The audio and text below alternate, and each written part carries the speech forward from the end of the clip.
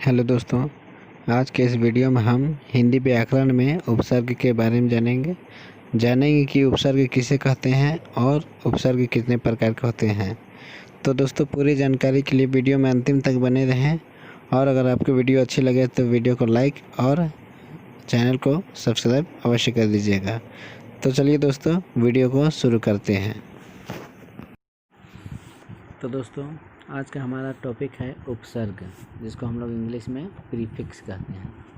तो चलिए आज उपसर्ग के बारे में जानते हैं। तो सबसे पहले जानते हैं कि उपसर्ग किसे कहते हैं। तो संस्कृत से उत्पन्न भाषाओं में उस अव्यय या शब्द को उपसर्ग कहते हैं जो कुछ शब्दों के आरंभ में लगकर उनके अर्थों का विस्तार करता अथवा उनमें कोई विशेषता उत्पन्न करता है। जी हाँ, संस्कृत एवं संस्कृत से उत्पन्न भाषाओं में उस अव्यय या शब्द को उपसर्ग कहते हैं जो कुछ शब्दों के आरंभ में लगकर उनके अर्थों का विस्तार करता अथवा उनमें कोई विशेषता उत्पन्न करता है। जी हाँ दोस्तों, शब्दों के आरंभ में लगकर उनके अर्थों मतलब शब्दों के आगे लगकर उसका अर्थ का विस्तार करता है अथवा उसका कोई अन्य विशेषता उत्पन्न करता है, उसे उपसर्ग कहते हैं। उपसर्ग का अर्थ होता है दोस्तों उपसृज, जिसका अर्थ होता है त्याग, और प्लस घन मतलब जैसे अ, अनु, अप, वि आदि, ये उपसर्ग के उदाहरण हैं। तो अब जानते हैं उपसर्ग। उप का मतलब होता है, उप का अर्थ होता है दोस्तों समीप, प्लस सर्ग का अर्थ होता है सृष्टि करना। इसका अर्थ है किसी शब्द के समीप आकर नया शब्द बनाना। जी हाँ, इसका अर्थ होता है उपसर्ग का अर्थ होता है किसी शब्द के समीप आकर नया शब्द बनाना जो शब्दों के आदि में जुड़कर उनके अर्थ में कुछ विशेषता लाते हैं, वे उपसर्ग कहलाते हैं। जी हाँ, किसी शब्द के समीप आकर नया शब्द बनाना जो शब्दों के आदि में जुड़कर उनके अर्थ में कुछ विशेषता लाते हैं, उसे उपसर्ग कहते हैं।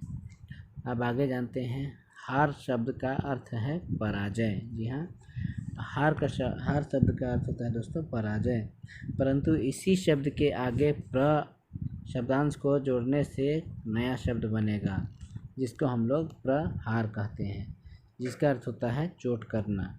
जी हाँ, प्रहार करना का मतलब होता है चोट करना दोस्तों, अटैक करना।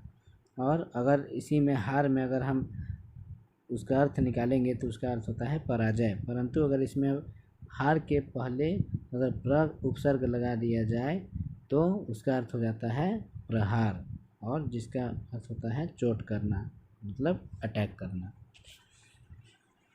आगे जानते हैं इसी तरह आ जोड़ने से आहार। जी हाँ, अगर हार में आ जोड़ते हैं तो उसमें आहार, जिसका अर्थ होता है भोजन। सम जोड़ने से संहार, जिसका अर्थ होता है विनाश करना, तथा वि जोड़ने से विहार मतलब घूमना इत्यादि शब्द बन जाएंगे। जी हाँ दोस्तों, इस तरह के उपसर्ग जोड़ने से विभिन्न प्रकार के उनके अर्थ निकलते हैं। तो इसी प्रकार और हम जानते हैं उपर्युक्त उदाहरण में प्र, आ, सम और वि का अलग से कोई अर्थ नहीं है।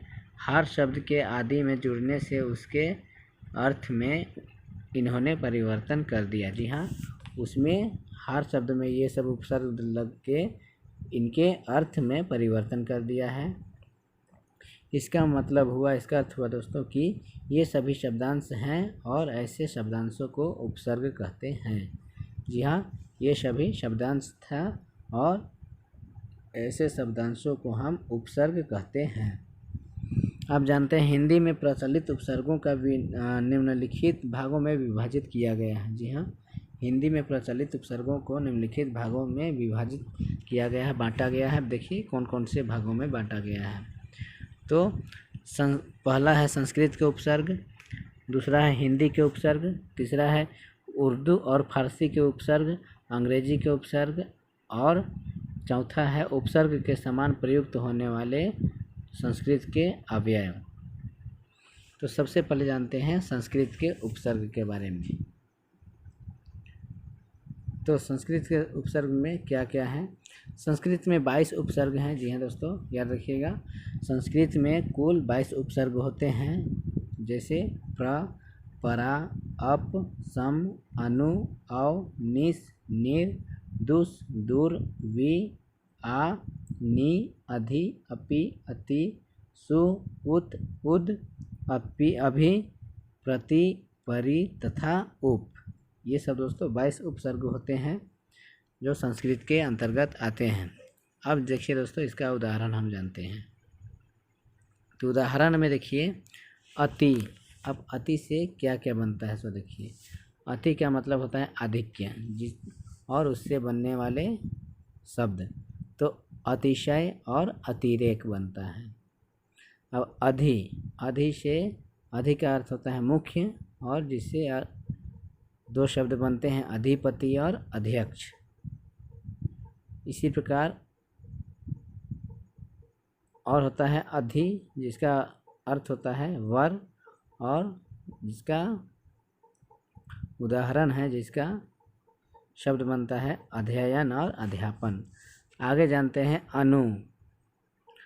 अनु का अर्थ होता है मागुन, और उससे बने शब्द अनुक्रम, अनुताप और अनुज। इसी प्रकार और अनु से क्या बनता है, जिसका अर्थ होता है प्रमाण, और उसका शब्द है अनुकरण और अनुमोदन। अब जानते हैं अप, जिसका अर्थ होता है खाली, येने, और इससे बने हुए शब्द अपकर्ष और अपमान। आगे है अप, जिसका अर्थ होता है विरुद्ध होना, और जिसका शब्द बनता है, जिससे शब्द बनता है अपकार और अपजय। इसी प्रकार अपि, अपि का अर्थ होता है आवरण, जिसका शब्द है अपिधान, और जिसका अर्थ होता है अपिधान का मतलब होता है अच्छा दान। आगे फिर है अभि। अभि का मतलब होता है अधिक, और उससे बने हुए शब्द हैं अभिनंदन और अभिलाप। इससे बने और शब्द होते हैं दोस्तों अभिशाप, इस तरह के। और फिर है अभि मतलब होता है ज्वल, जिसका अर्थ जिससे बने शब्द हैं अभिमुख और अभिनय। इसी प्रकार और है अभि, इसका अर्थ होता है पुण्य, और जिससे बने हुए शब्द हैं अभ्युत्थान और अभ्युदय। इसी प्रकार है अव का अर्थ होता है खाली, और जिससे बने हुए शब्द हैं अवगणना और अवतरण। इसी प्रकार है अव, जिसका अर्थ होता है अभाव या विरुद्धता, और जिससे बने शब्द हैं अवकृपा और अवगुण। आगे है आ, जिसका अर्थ होता है पासुन या पर्यंत, और जिससे बने शब्द है आकंठ और आजन्म। आगे है आ, जिसका अर्थ होता है किंचित, और उससे बने शब्द हैं आरक्त। और है आ, जिसका अर्थ होता है उलट, जिसका शब्द है आगमन या आदान। इसी प्रकार और है आ, जिसका होता है पलिकड़े, और उसका शब्द उससे बने शब्द हैं आक्रमण और आकलन।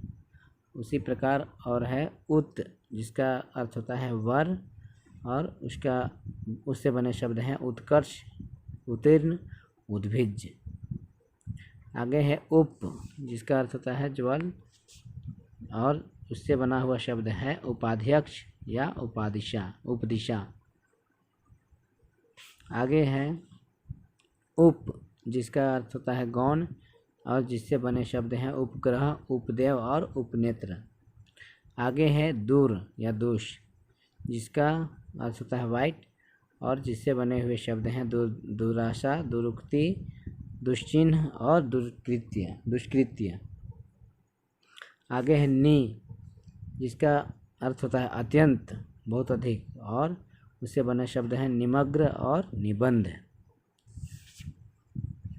इसके बाद है फिर से नि, जिसका अर्थ होता है नकार, और जिससे बने शब्द हैं निकामी और निजोर।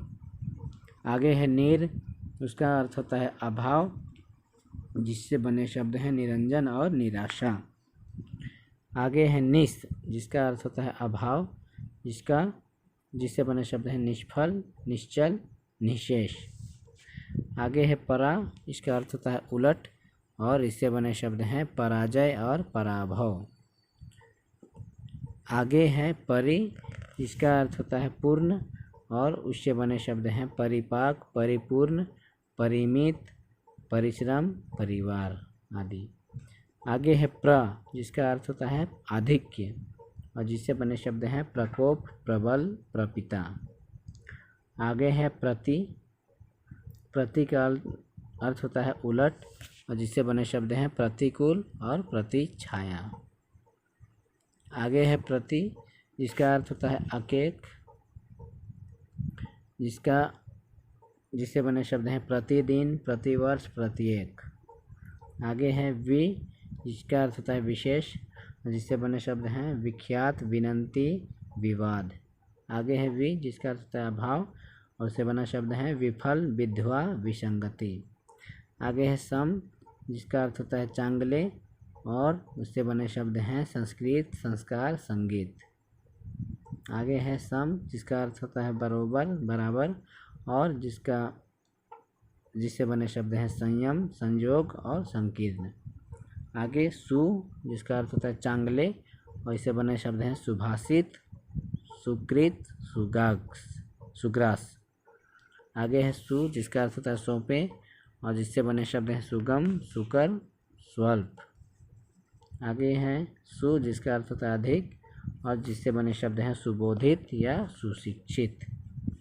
आगे कुछ शब्दों के पूर्व एक से अधिक उपसर्ग भी लग सकते हैं। जी हाँ दोस्तों, कुछ शब्दों के पूर्व पहले में, प्रारंभ में एक से अधिक उपसर्ग भी लग सकते हैं, जैसे प्रति, अपवाद। जी हाँ दोस्तों, प्रति जोड़ अप जोड़ वाद, जिसका अर्थ होता है प्रत्ययवाद। आगे है सम जोड़ आ जोड़ लोचन, जिसका अर्थ होता है समालोचन, जिसमें दो दो प्रत्यय लगे हुए हैं, दो दो उपसर्ग लगे हुए हैं दोस्तों। आगे है बी जोड़ वा जोड़ आ जोड़ करण, जिसका अर्थ होता है दोस्तों व्याकरण। तो इस तरह का हिंदी के उपसर्ग जानते हैं, संस्कृत का तो पता चल गया दोस्तों, अब जानते हैं हिंदी के उपसर्ग। तो अ, जिससे बने शब्द हैं अभाव, निषेध, और उससे बना हुआ शब्द है अछूता, अथा, अटल। आगे अन्न, जिसका अर्थ होता है अभाव या निषेध, और जिससे बने शब्द हैं अनमोल, अनबन, अनपढ़। आगे है कु, जिसका अर्थ होता है बुरा, या और इससे बने शब्द हैं कुचाल, कुचैला, कुचक्र। आगे है दु, जिसका अर्थ होता है कम या बुरा, और जिससे बने शब्द हैं दुबला, दुलारा, दुधारू। आगे है नि, जिसका अर्थ होता है कमी, और जिससे बने शब्द निगोड़ा, निडर, निहत्था, निकम्मा। आगे है औ, जिसका अर्थ होता है हीन या निषेध, और जिससे बने शब्द हैं अवगुण, अवघर, अवसर, अवसान। आगे है भर, जिसका अर्थ होता है पूरा, जिससे बने उपसर्ग हैं, जिससे बने शब्द हैं भरपेट, भरपूर, भरसक, भरमार। आगे है सु, जिसका अर्थ होता है अच्छा, जिससे बने शब्द हैं सुडौल, सुजान, सुघड़, सुफल। आगे है अध, जिसका अर्थ होता है आधा, और जिससे बने शब्द हैं अधपक्का, अधकच्चा, अधमरा, अधकचरा। आगे है उन, जिसका अर्थ होता है एक, कम, और जिससे बने शब्द हैं 29, 59, 69, 39। ऐसे बहुत सारे शब्द बनते हैं दोस्तों। आगे है पर, जिसका अर्थ होता है दूसरा या बाद का, और इसे बने शब्द हैं परलोक, परोपकार, परसर्ग, परहित इत्यादि। आगे है बिन, जिसका अर्थ होता है बिना या निषेध, और जिससे बने शब्द हैं बिन ब्याहा, बिन बादल, बिन पाए या बिन जाने। अब जानते हैं उर्दू फारसी के उपसर्ग, अरबी फारसी के उपसर्ग। तो जानते हैं कम, तो कम का अर्थ होता है दोस्तों थोड़ा या हीन, और जिससे बने हुए शब्द हैं कमज़ोर, कमबख्त, कमअक्ल। आगे है खुश, जिसका अर्थ होता है अच्छा, और जिससे बने शब्द हैं खुश नसीब, खुशखबरी, खुशहाल, खुशबू। आगे है गैर, जिसका अर्थ होता है निषेध, और जिससे बने शब्द हैं गैर हाजिर, गैर कानूनी, गैर मुल्क, गैर जिम्मेदार। ये दोस्तों अरबी फारसी के उपसर्ग हैं। आगे जानते हैं ना, जिसका अर्थ होता है अभाव, और जिससे बने उपसर्ग हैं नापसंद, जिससे बने उपसर्ग शब्द हैं नापसंद, नासमझ, नाराज, नालायक। आगे है ब, और इसका अर्थ होता है और अनुसार, और जिसका अर्थ होता है जिसका शब्द है बनाम, बदौलत, बदसूरत या बगैर या बदस्तूर। आगे है बा, जिसका अर्थ होता है सहित, और जिससे बने शब्द हैं बाकायदा, बाइज्जत, बादब, बामौका। आगे है बद, जिसका अर्थ होता है बुरा, जिससे बने हुए शब्द हैं बदमाश, बदनाम, बदकिस्मत, बदबू। आगे है बे, जिसका अर्थ होता है बिना, और जिससे बने शब्द हैं बेईमान, बेइज्जत, बेसहारा, बेवकूफ़। आगे है ला, जिसका अर्थ होता है रहित, जिससे बने शब्द हैं लापरवाह, लाचार, लावारिस, लाजवाब। आगे है सर, जिसका अर्थ होता है मुख्य, जिससे बने शब्द हैं सरताज, सरदार, सरपंच, सरकार। इसी प्रकार आगे है हम, जिसका अर्थ होता है समान या साथ वाला, और जिससे बने शब्द हैं हमदर्दी, हमराह, हमउम्र, हमदम। आगे है हर, जिसका अर्थ होता है प्रत्येक, और जिससे बने शब्द हैं हर दिन, हर साल, हर एक, हर बार। तो दोस्तों आज की इस वीडियो में बस इतना ही। आपको यह वीडियो कैसी लगी कमेंट में अवश्य बताइएगा, और हमारे चैनल को सब्सक्राइब अवश्य कर दीजिएगा। धन्यवाद।